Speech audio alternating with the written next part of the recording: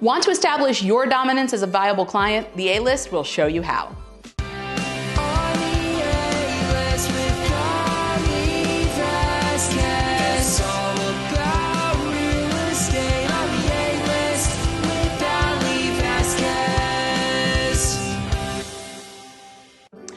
Client come to me saying that they wanted to work with me because other realtors weren't taking them seriously. At first, I was outraged. Sometimes the bar in my profession is set very low, and I was about to go on a rampage.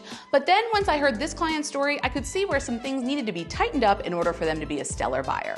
First step, of course, we know it's always getting pre-approved, but not all pre-approvals are created equally. We always prefer local lenders who are just a phone call away. If you come with a pre-approval letter from some kind of spaceship, or a company that promises to make things faster, maybe even quicker, or one from the big banks, I may ask you to get pre-approved through someone else. No, this isn't so I can just work with my buddies or send business their way. Some of the companies I shadily mentioned before can get you under contract but cannot get you to the closing table. And that's a special kind of heartbreak that I would like to spare you from. Second step, make sure when you are speaking with your realtor about the job at hand, you make sure that the conversation crosses over into the professional zone. This is especially important when your realtor is a family member or a friend, and when they're me. You guys know I love to be silly and irreverent, and real estate is a topic that I can talk about all day in a variety of contexts. But once we decide to have the talk, make sure that the boundaries are clear and you are addressing me as someone who you are planning on hiring for their services, and not just your buddy or someone who calls you from Zillow or just your cousin Pookie.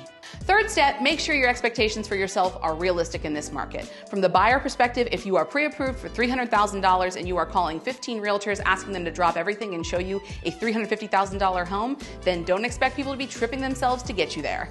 And sellers, there's a lot of money out there to be had, but expecting realtors to cut their commission by egregious amounts because anyone can sell a house in this market is disrespectful and a real quick way not to get a call back. Congratulations! With these tips and tricks, you are now a serious contender in this housing market. Suit up for battle, and I'll see you out there.